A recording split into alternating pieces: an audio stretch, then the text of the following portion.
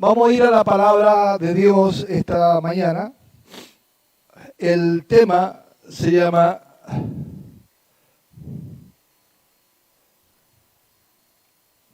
el prólogo del Verbo Eterno, o más bien se llama Contemplando la gloria del Verbo Eterno. Contemplando la gloria del Verbo Eterno. Y este mensaje está, como lo leímos, en Juan capítulo 1, verso 1 al 18. Ya, mis hermanos, puesto de pie, los vamos a volver a leer. Lo vamos a leer en forma alternada. Yo leo un versículo, ustedes leen el último, o sea, el siguiente, y el último lo leemos juntos. Dice: en el principio era el Verbo, y el Verbo era con Dios, y el Verbo era Dios. Todas las cosas por Él fueron hechas, y sin Él nada de lo que ha sido hecho fue hecho.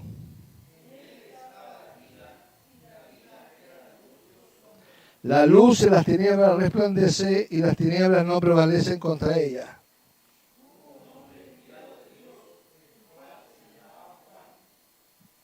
Este vino por testimonio, para que diese testimonio de la luz, a fin de que todos creyesen por Él.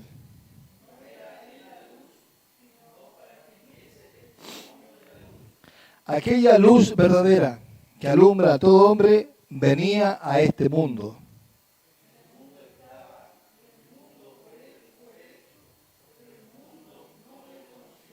A lo suyo vino, y los suyos no le recibieron.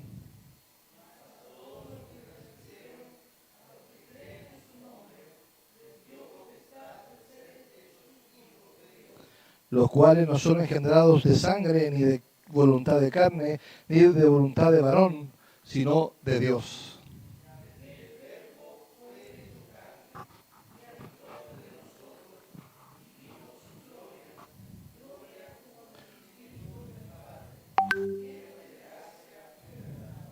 Juan dio testimonio de él, clamó diciendo: este es de quien yo decía, el que viene después de mí es antes de mí, porque era primero que yo.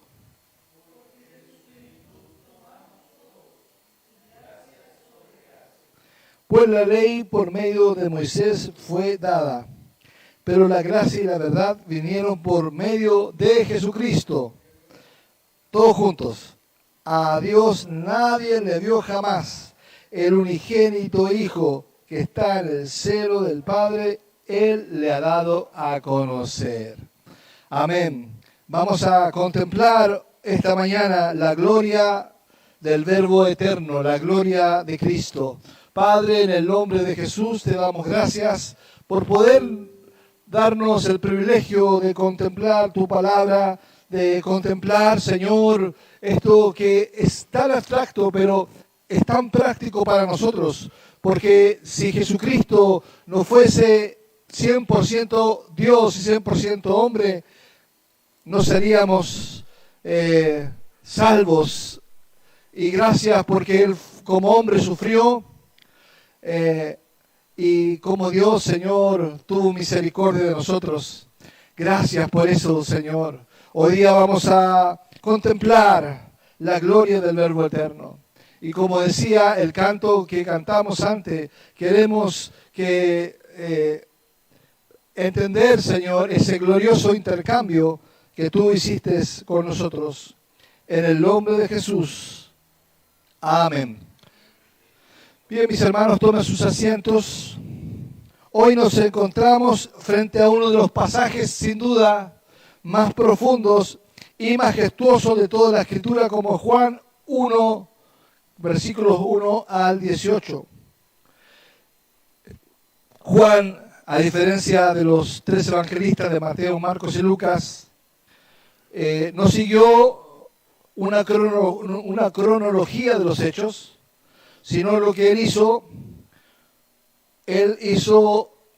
un tratado donde principalmente el propósito de él es que nosotros creamos que el Cristo, que el Hijo de Dios es Dios. Entonces, él aquí hace un prólogo, el prólogo del Evangelio de Juan. Un prólogo es una introducción o prefacio que precede al cuerpo principal de una obra. Establece el contexto, tono y propósito del texto que sigue. Cuando uno lee el prólogo de un libro, es importante que uno lo lea. A veces uno no lo lee porque uno le da lata, pero cuando uno entiende que un prólogo está bien hecho, es como un breve resumen de lo que va a ir en el libro. ¿Ya? Y aquí Juan está estableciendo eso, que es de qué es lo que va a hablar en su carta. Presenta temas claves y conceptos fundamentales. El prólogo del Evangelio de Juan no es simplemente una introducción, sino que es una sinfonía teológica que nos eleva a las alturas de la eternidad y nos hace contemplar la gloria del Verbo eterno que se hizo carne. Juan, el discípulo amado, escribió este Evangelio con un propósito claro y específico, para que creáis que Jesús es el Hijo de Dios y para que creyendo tengáis vida en su nombre. Esto lo encontramos en Juan 20:31. Ahí estaba. Y es precisamente en estos primeros 18 versículos del Evangelio de Juan donde establece el fundamento de esta gran verdad. ¿De cuál verdad? Es que el Hijo de Dios, de que Jesús es el Hijo de Dios, es el Cristo, Hijo de Dios, y para que creyendo tengáis vida en su nombre. Gloria al Señor. Entonces, vamos a ver un poquito del contexto cultural, histórico-cultural de esta carta. La época de la escritura fue aproximadamente en el año 85 al 95 después de Cristo, o sea, fue después de la destrucción del templo de Jerusalén.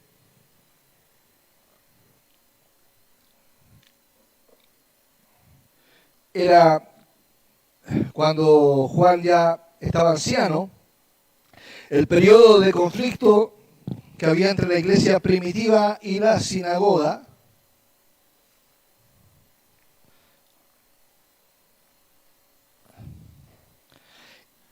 Había mucha influencia del pensamiento griego y judío en ese entonces. La audiencia original eran comunidades cristianas helenísticas, que quiere decir que eran griegos, la mayoría, pero eran cristianos a la vez. Y también habían judíos de la diáspora, de esta dispersión que se logró en el año 70 después de Cristo con la destrucción del templo, ¿cierto? Entonces, también está dirigida a gentiles familiarizados con los conceptos filosóficos griegos. Y es por eso que nos encontramos aquí con los primeros versículos de este prólogo, diciendo, en el principio era el Verbo. ¿Por qué no habría sido más fácil haber dicho, en el principio era Cristo y Cristo o Jesús? Pero no, porque el Verbo era un concepto muy conocido en el tiempo entre los filósofos griegos y los helenistas. También tenemos el contexto literario.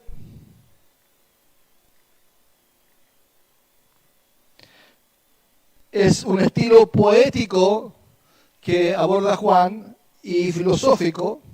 No es un tratado biográfico, como decía, ya que es importante eso a la hora de interpretarlo, ¿cierto? Es importante saber que el estilo que tiene hace una reminiscencia de los himnos cristianos primitivos. La estructura similar a Génesis 1, donde dice que en el principio creó Dios los cielos y la tierra, se dice que Juan 1 es el Génesis del Nuevo Testamento, porque Juan 1.1 dice en el principio era el verbo, y Génesis 1 dice en el principio era Dios.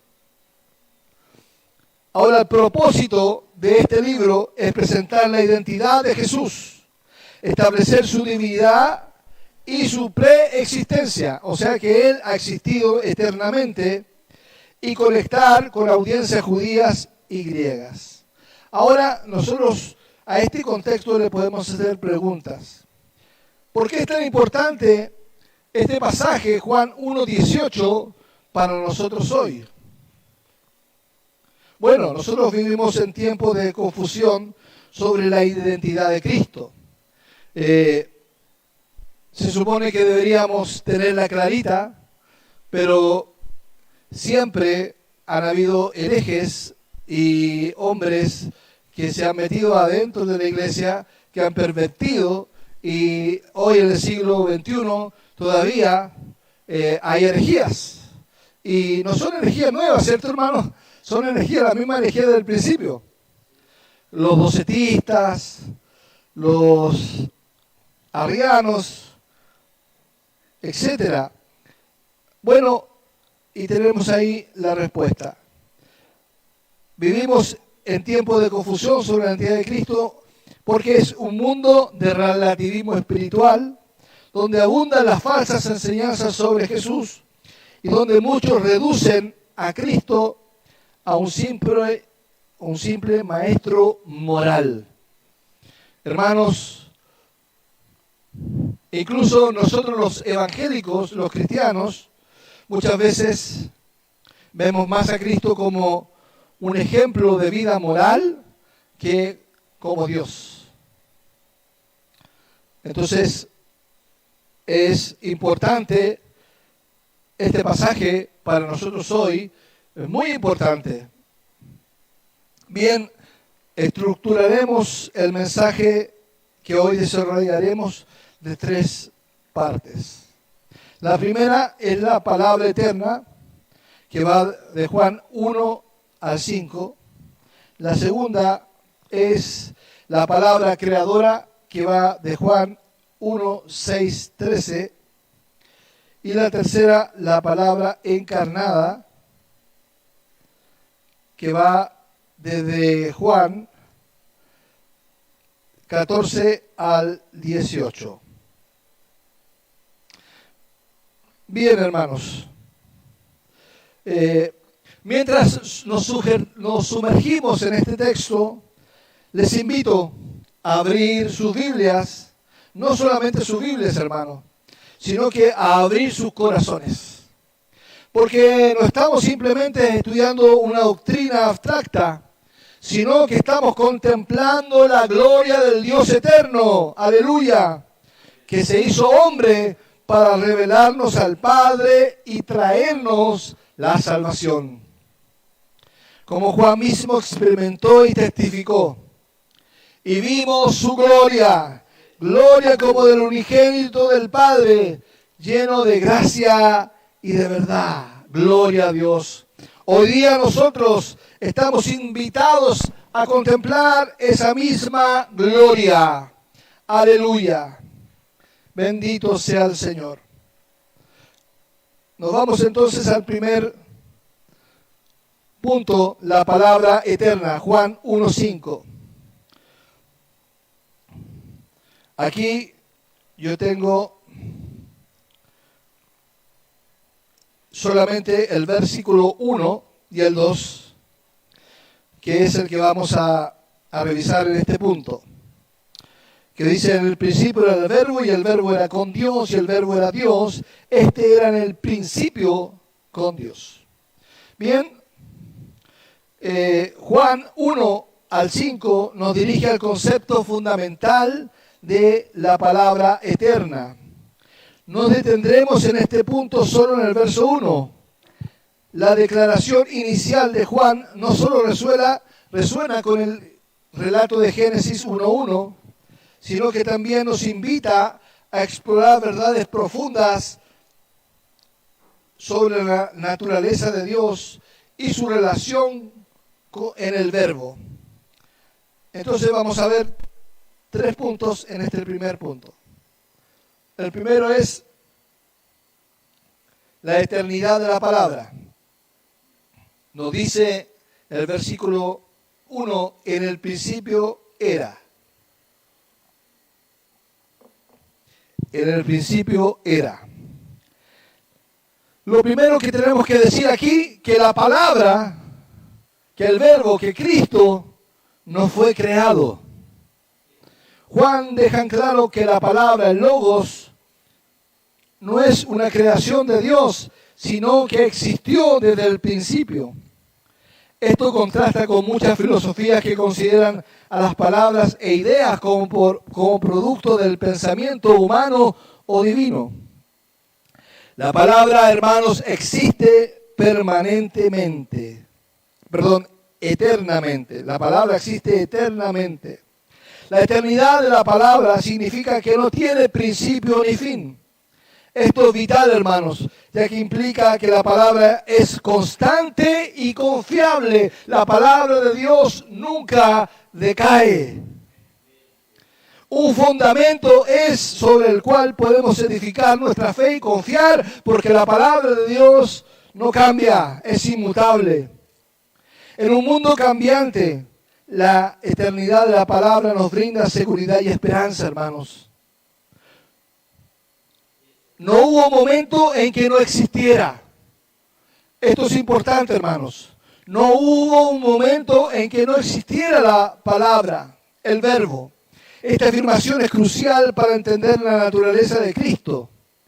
Desde la eternidad pasada, la palabra ha sido y siempre será. ¡Gloria a Dios! Este concepto desafía la noción de que Dios podría haber estado solo antes de la creación. La presencia eterna del Verbo indica que siempre ha existido una relación dentro de la Trinidad. El segundo punto, la relación de la palabra. Era con Dios. Esto nos habla de la relación que tenía la palabra, que indica intimidad y comunión. La frase era con Dios sugiere una cercanía y una relación profunda entre la palabra y Dios Padre. Estamos hablando entre el Hijo, entre Cristo y Dios el Padre. No se trata de solo coexistencia, sino de una comunicación activa y dinámica. Esta relación es la base de nuestra comprensión de cómo Dios se relaciona con la humanidad. Nos sugiere una distinción personal. Aunque la palabra es Dios, también es distinta en persona. La palabra es una persona, Cristo, Jesús. Esto nos introduce al misterio de la Trinidad, un solo Dios en 3 personas. La distinción personal entre el Padre y el Hijo es esencial para entender la revelación y la obra redentora de Cristo. También nos menciona que nos revela la relación eterna dentro de la Trinidad. Si existía el Hijo, también existía el Padre y existía y existe el Espíritu Santo. La eternidad de la palabra y su relación con el Padre nos invita a contemplar la naturaleza de Dios como una comunidad de amor y una relación. En el principio era Dios. Gloria al Señor. La Trinidad no es una doctrina abstracta, hermanos, sino la esencia misma de cómo Dios se relaciona con su creación. Gloria a Dios. Tercer punto, la deidad de la palabra. Nos dice que era Dios. Esta afirmación es clara de la deidad de Cristo. Cristo es Dios. Era, es y será. La afirmación era Dios es una declaración contundente que refuta cualquier intento de minimizar la divinidad de Cristo. Hermanos, tenemos que ponernos en el contexto en que Juan le tocó escribir esta carta, y esta carta está por ahí datada con la fecha de Primera de Juan, donde en Primera de Juan capítulo 3, capítulo 4, él le da duro a los docetistas, a las personas que decían que Dios había venido como Dios, pero no en carne. Entonces, aquí con esto le está dando duro, le dice, era Dios. Esto es fundamental para nuestra fe, ya que nuestra salvación depende del hecho de que Cristo es verdaderamente Dios. Si Cristo hubiese sido un hombre intachable, que fue a la cruz, no hubiera servido. Él era Dios. Gloria al Señor. No dice era un Dios como los testigos de Jehová. ¿Usted ha leído, ha tenido la oportunidad de echarle un vistazo a la Biblia de los testigos de Jehová, hermanos? ¿Sí? ¿No? Yo sí he tenido la oportunidad de echarle un vistazo y me llama la atención ahí porque ellos dicen, ellos la escribieron y la tradujeron para que dijera lo que ellos creen. Ellos creen en el unitarismo. Creen que Dios es Dios y el Padre, Dios es Dios Padre, y que el Hijo y el Espíritu Santo son anexos a Dios, pero no son Dios. Entonces ellos dicen, ahí cuando dice, y el verbo era Dios, en el versículo 1, ellos dicen, y la Biblia de ellos dice, y el verbo era un Dios. Un, en minúscula, por supuesto, pero era un Dios, Dios en minúscula. Sino, y aquí sale como era Dios y con mayúscula. La precisión del lenguaje es vital, hermano. La afirmación de que la palabra era Dios implica que no hay otro ser divino aparte de Él. Gloria a Dios. Establece la igualdad esencial con el Padre. Al afirmar la deidad de la palabra, Juan también establece la igualdad entre el Hijo y el Padre. Esta igualdad es fundamental para entender la obra redentora de Cristo y su autoridad sobre toda la creación. Gloria al Señor. La exhortación. A medida que contemplamos la gloria del Verbo eterno, somos llamados a reconocer la magnificencia de Cristo, que no solo existe desde la eternidad, sino que también desea tener una relación personal con nosotros. La palabra eterna es nuestro fundamento, nuestra luz y nuestra vida.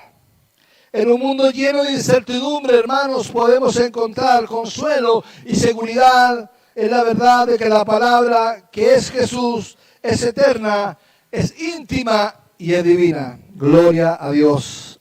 Amén. Vamos al segundo punto de la palabra creadora.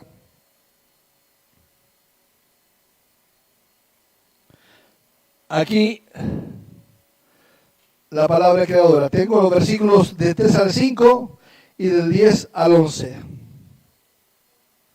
No los voy a leer por causa del tiempo, pero este segmento, Juan profundiza en la obra creadora del Verbo a través de la palabra de Dios. No solo da vida y forma a la creación, sino que también se presenta como la luz que ilumina la oscuridad del mundo.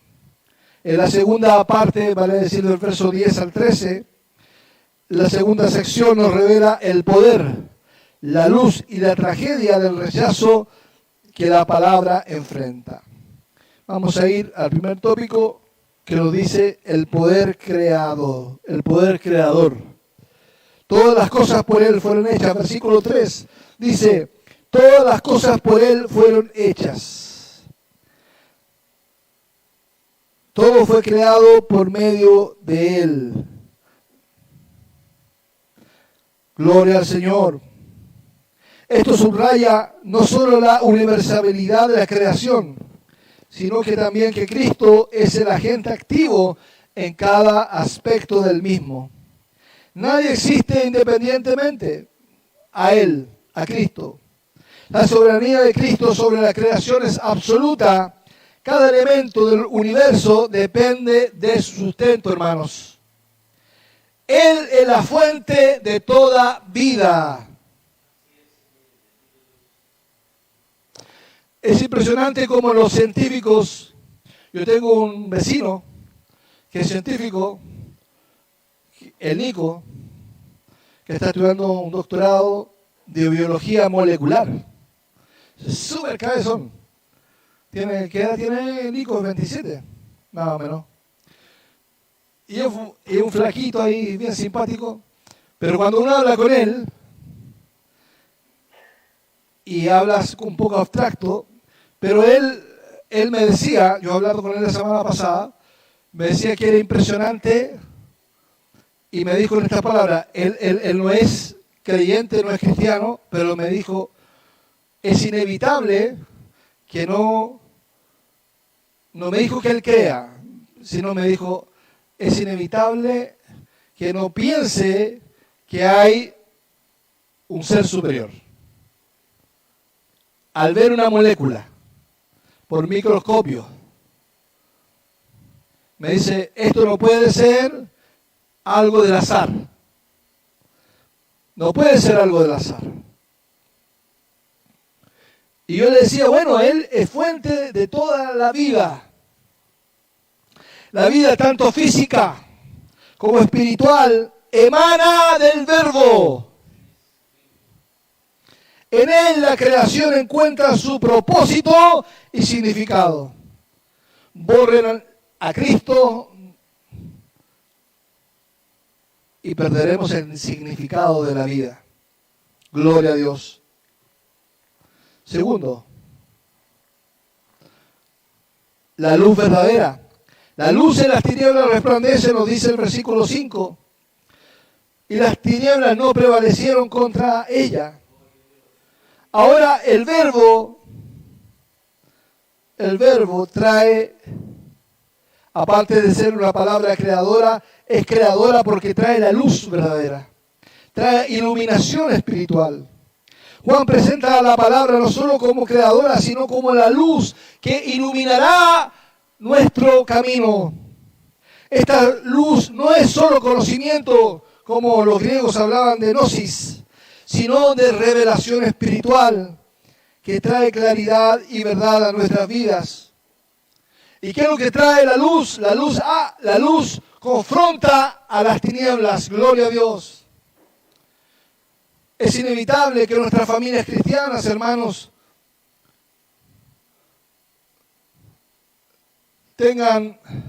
sean atacadas por las tinieblas. Es inevitable que haya influencia de tinieblas en nuestra vida.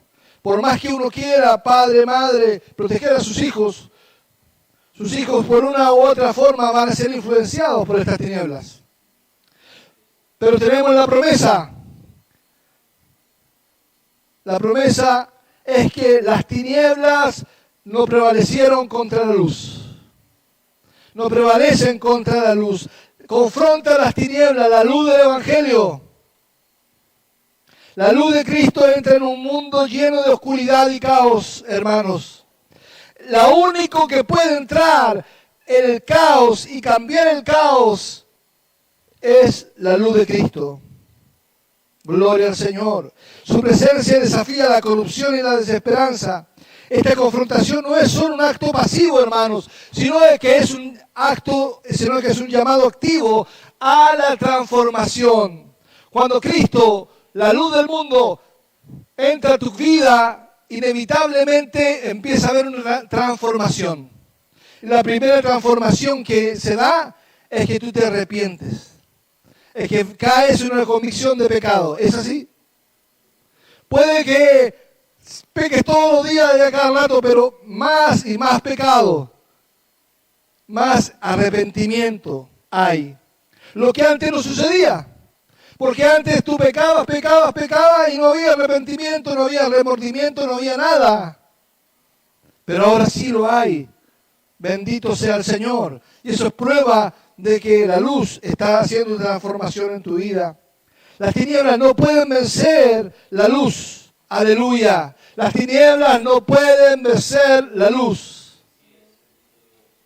Este es un mensaje de esperanza. A pesar de las pruebas y tribulaciones, hermanos, la luz de Cristo siempre prevalece.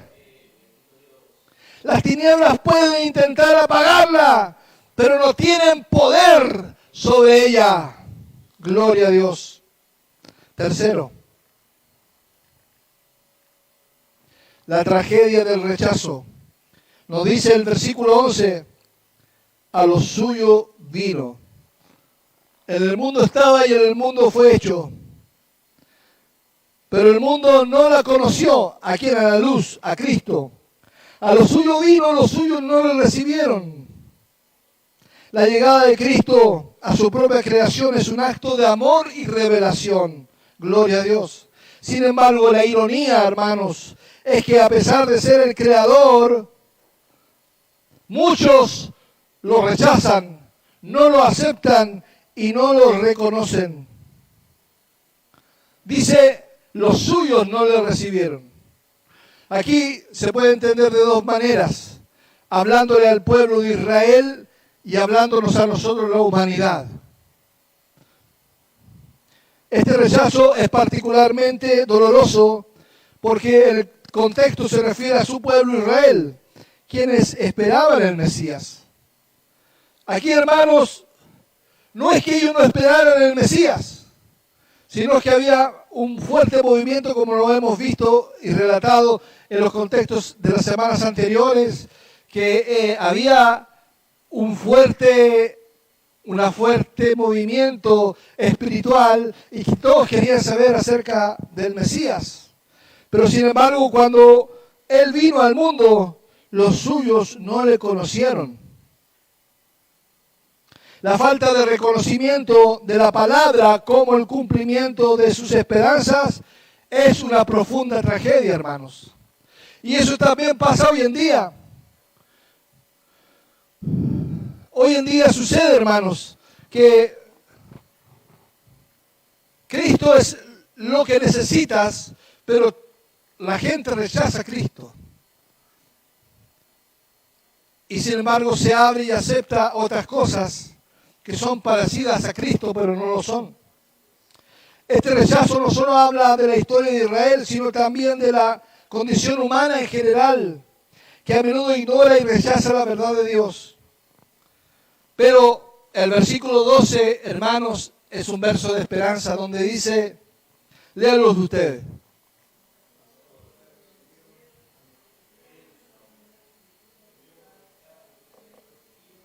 Aleluya, aleluya. Dice, más a todos, pero a todos los que creen, a los que recibieron en su nombre, a los que creen en su nombre, les dio potestad, les dio el derecho de ser hijos de Dios. A pesar del rechazo, hermanos, la palabra ofrece una palabra extraordinaria. Cristo ofrece una esperanza extraordinaria a los que creen en Él. Les da el derecho de ser llamados hijos de Dios. Esto nos habla de la adopción divina que transforma nuestra identidad y nos entrega propósito. Gloria al Señor. Al contemplar la gloria del Verbo eterno como la palabra creadora, somos desafiados a reconocer tanto su poder en la creación como su luz en nuestras vidas. A pesar del rechazo que enfrentó, su oferta de vida y de luz sigue estando disponible para todos. Después de 2000 años sigue disponible. Estamos llamados a responder a su amor y a ser portadores de esa luz en un mundo que camina en la oscuridad. Gloria a Dios. Tercer punto, la palabra encarnada. Juan 14 al 18. Nos dice el verso 14, y aquel verbo fue hecho carne y habitó entre nosotros y vimos su gloria, gloria como del unigénito del Padre, lleno de gracia y de verdad. Gloria a Dios. En este pasaje Juan nos presenta el clímax de su prólogo, la encarnación del Verbo eterno. Este verbo eterno que es increado, que ha preexistido, se hizo hombre, se hizo carne. Hay un libro de el doctor Pablo Hoff que se llama Se hizo hombre y habla de la encarnación de Cristo, la encarnación del verbo eterno. La idea de que el verbo se hizo carne es una de las verdades más asombrosas y fundamentales de la vida cristiana. Aquí exploramos la realidad, la plenitud, la revelación que Dios nos ofrece en esta encarnación. Vamos a ver primero la realidad de la encarnación. En el verso 14 nos dice que se hizo verdaderamente humano, se hizo verdaderamente hombre, y aquel verbo fue hecho carne y habitó entre nosotros. La encarnación no fue una mera apariencia, sino que el verbo se convirtió en un ser humano real. Podía haber aparecido, pero no, nació a través de la misma forma que nacemos nosotros. De un óvulo fecundado se formó un embrión y un niño fue creciendo a los 9 meses. Y a los 9 meses dio a luz. Y seguramente María sufrió al dar a luz, como todos, hija de Eva. La encarnación no fue una mera apariencia. Esto implica que experimentó todas las facetas de la humanidad: el dolor, la alegría, la fatiga y las emociones. Jesús. Su humanidad hace que podamos relacionarnos con Él en nuestras luchas y sufrimientos. Eso es lo que hace Cristo. Nos dice que habitó entre nosotros. Literalmente se usa la palabra tabernaculizó entre nosotros. La elección de la palabra tabernáculo es muy significativa. Al igual que el tabernáculo en el Antiguo Testamento, esta tienda donde la presencia de Dios moraba entre su pueblo, Jesús es el nuevo tabernáculo. Jesús es la nueva tienda que mora en nuestros corazones. Él trae la presencia de Dios a la humanidad, ofreciendo un acceso directo y personal al Padre. Isaías profetizó y dijo, Él será llamado Emmanuel, que quiere decir Dios con nosotros. Dios con nosotros. Manifestó entonces la gloria de Dios. Nos dice el versículo 14, gloria como del unigénito del Padre. La vida de Jesús es la manifestación tangible de la gloria de Dios. En su amor, enseñanzas y milagros vemos la gloria divina revelada. La gloria de Dios no es solo un concepto abstracto, hermanos, sino una realidad vivida en la persona de Cristo. Como dice Juan, hemos contemplado su gloria, gloria como la del unigénito del Padre. Gloria a Dios. Segundo punto, la plenitud de la gracia.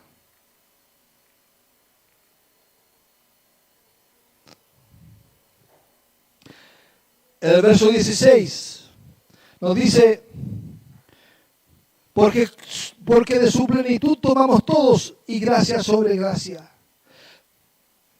Pues la ley por medio de Moisés fue dada, pero la gracia y la verdad vinieron por medio de Jesucristo. Gracia sobre gracia. Este concepto revela la abundancia de la gracia que se encuentra en Cristo. No es una gracia limitada o escasa, sino es un flujo constante e inagotable de gracia de Dios. La gracia de Dios no es limitada, sino que es ilimitada. La gracia que Jesús ofrece es suficiente, hermanos, para cubrir todas nuestras debilidades y cubrir todos los pecados de la humanidad. Y nos invita a vivir una relación renovada con Dios. Nos dice el verso 17 que la gracia es superior a Moisés. La ley fue un medio de revelar el pecado y la necesidad de la redención. Sin embargo, en Cristo encontramos una gracia que supera a la ley. La ley nos muestra la necesidad, pero es la gracia de Cristo la que nos salva y nos transforma. Gloria a Dios. La encarnación de la palabra trae consigo una riqueza de bendiciones espirituales. Cada aspecto de la vida de Cristo es una fuente de gracia que nos enriquece desde su perdón hasta su guía. En su plenitud encontramos todo lo que necesitamos. Gloria al Señor. Y el último subpunto nos dice que Él es la revelación suprema. El verso 18 dice, nadie le vio jamás. A Dios nadie le vio jamás. El unigénito Hijo que está en el seno del Padre, Él le ha dado a conocer. Gloria a Dios. Esto, hermanos, es sumamente potente. Porque a nadie, ¿usted ha visto a Dios? Yo tampoco. Pero conoce a Jesús, ha visto al Padre. Gloria a Dios. Gloria a Dios. Nadie ha visto a Dios. Esta afirmación resalta la dificultad de conocer a Dios en su esencia. A través de la historia Dios se ha revelado de diversas maneras, pero nunca en su plenitud. En el Antiguo Testamento se observa que ningún hombre puede ver a Dios y vivir. Eso aparece en Éxodo 33:20. El Hijo unigénito le ha dado a conocer. Gloria a Dios. El que ha dado a conocer al Padre es Jesús. Jesús es la única revelación perfecta de Dios. Es la revelación perfecta del Padre. A través de su vida, enseñanzas y sacrificio, nos muestra quién es el Padre. Por eso, Felipe en Juan 14 le dijo, muéstrenos al Padre y nos basta. ¿Y qué le dijo Felipe? Tanto tiempo he estado con vosotros, Felipe, y aún no sabéis quién soy yo. Y eso, hermanos, muchas veces nos sucede a nosotros. ¿Cuántos años de cristiano llevas? 30, 40, 15, 10, 5. Y estás diciéndole a Jesús, muéstranos al Padre y nos basta. Y él le dijo esas palabras en Juan 14:6 que dicen, yo soy el camino, yo soy la verdad y yo soy la vida. Nadie viene al Padre si no es por mí. Gloria al Señor. Él es la revelación perfecta del Padre, porque Él le ha dado a conocer. En Cristo tenemos la revelación culminante de Dios. Todo lo que necesitamos saber sobre su carácter, amor y propósito está en Jesús. Esta revelación no solo nos transforma, hermanos, sino que nos llama a vivir una relación activa y diaria con el Padre. La encarnación, entonces, es el puente que nos une a Dios, permitiéndonos experimentar su amor y gracia de manera plena. La encarnación del Verbo es el corazón del mensaje cristiano. La encarnación del Logos, del Verbo en Cristo, en Jesús, es el corazón del mensaje cristiano. Al contemplar la gloria de la palabra encarnada, somos recordados de la profundidad del amor de Dios hacia nosotros. La realidad de que el Verbo se hizo carne nos invita a vivir en la plenitud de su gracia y a conocer a Dios de manera más profunda. Gloria a Dios. En Cristo encontramos nuestra identidad, propósito y el camino hacia la vida eterna. Conclusión, hermanos. Al cerrar esta breve exposición sobre el prólogo de Juan, somos confrontados con verdades profundas que no solo enriquecen nuestra comprensión de Cristo, sino que también deben impactar radicalmente nuestra vida y nuestra adoración. Primero, su eternidad. La eternidad de Cristo nos asegura que Cristo no es simplemente una figura histórica más, no es el Jesús histórico solamente, sino que es el Dios eterno que trasciende el tiempo y el espacio. Esta eternidad nos invita a considerar la magnitud de su existencia y la fidelidad de sus promesas. En un mundo cambiante podemos encontrar consuelo en el hecho de que nuestro Salvador es inmutable y está siempre presente. Gloria a Dios. Número 2. Su poder creador. El poder creador de Cristo, de la palabra, nos recuerda que le debemos nuestra existencia y propósito. Si tú tienes propósito, si tú existes, es gracias a la palabra encarnada, gracias a Cristo. Este conocimiento debe inspirarnos con un sentido renovado de propósito, buscando glorificar a Dios en cada aspecto de nuestras vidas. Nuestro propósito no es un mero accidente. Tú no naciste por un accidente, hermano. No naciste porque tu espermio ganó la carrera de la vida, como dicen. No, un propósito eterno de que fueras tú y no fuera el otro, que fecundara el óvulo de tu madre. Gloria al Señor. No es un mero accidente, es el resultado del amor y la intencionalidad divina. Que tú hayas nacido en este mundo tiene intención divina, propósito. ¿Aún no encuentras ese propósito? Sumérgete en Cristo y lo encontrarás. Tercero, la encarnación. Su encarnación, la encarnación del Verbo. El Verbo se hizo carne, el Verbo se hizo Cristo, el Verbo se hizo humano. Revela el amor incomprensible de Dios, quien se humilló y asumió nuestra humanidad. Este acto de amor nos desafía a responder en adoración y gratitud, hermanos. La encarnación no es solo un evento histórico, sino que la encarnación es el inicio de nuestra redención. Nos muestra que Dios se acerca a nosotros, que no estamos solos en nuestras luchas y que Él desea una relación íntima y transformadora con cada uno de nosotros. Aún que nosotros somos cristianos hace años, nosotros necesitamos no rechazar a Cristo. Puede sucedernos como le sucedió a la familia de Jesús en Nazaret. Era tan familiar Jesús que lo rechazaron. Puede ser que lleves tiempo con Jesús en tu vida y Jesús es tan familiar para ti que lo rechazas como Dios.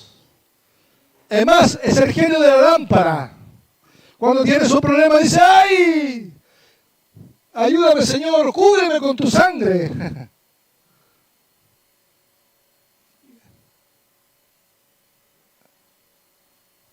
Y reducimos a Dios y a Cristo a un simple amuleto. La pregunta crucial que nos debemos hacer es, ¿cómo respondemos a esta palabra eterna que se hizo carne? ¿Cómo vas a responder a esta palabra que se hizo carne? ¿La vas a aceptar o rechazar? ¿La recibes o la rechazas? Cada día tenemos la oportunidad de abrir nuestros corazones a Cristo. La respuesta de su amor determina el rumbo de nuestras vidas. No podemos permanecer neutrales. La decisión de aceptar o rechazar a Jesús tiene consecuencias eternas, hermanos. Tercero, ¿contemplamos su gloria o permanecemos en tinieblas? La gloria de Cristo no es solo un concepto teológico, es una realidad que transforma. Al contemplar su gloria, somos llamados a salir de las tinieblas del pecado y de la desesperanza. La luz de Cristo ilumina nuestro camino. Aunque esté oscuro, la luz de Cristo resplandece, brindándonos dirección y esperanza. Entonces reconocemos su autoridad sobre nuestras vidas. La autoridad de Cristo debe ser la base de nuestras decisiones y acciones.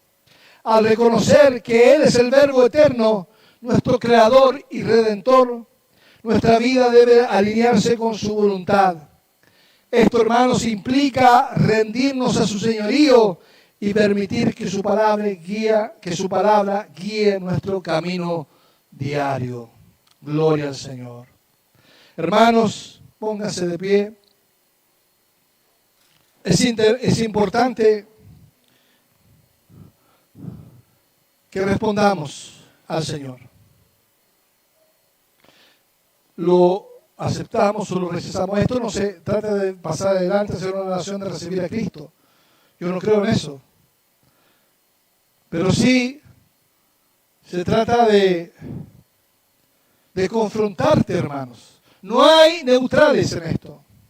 ¿Crees o no? Si crees, te salvas. Si no crees, ya estás condenado. La pregunta que te hace Dios en esta mañana: ¿crees que el Hijo de Dios se hizo carne, habitó entre nosotros y está aquí ahora?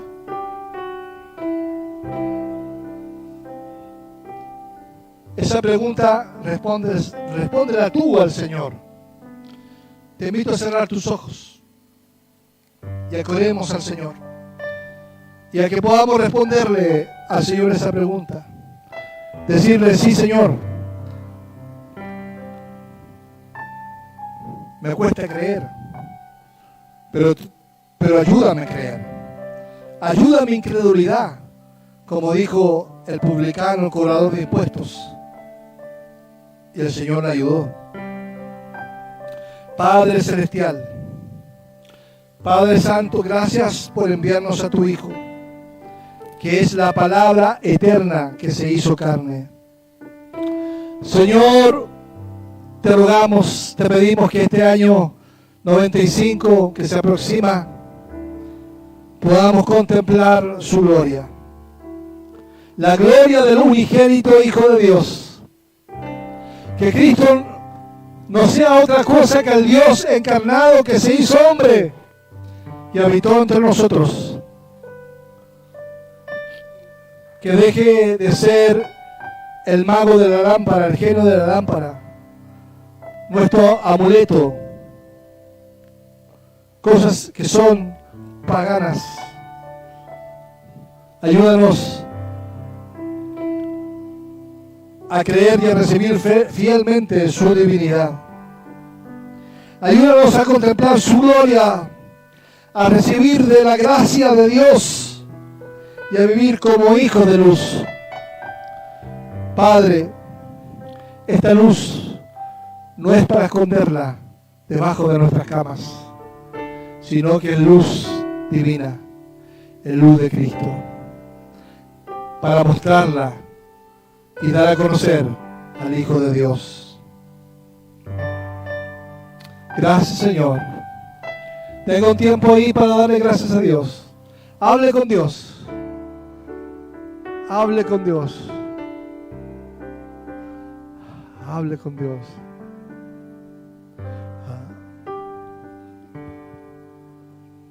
Aleluya.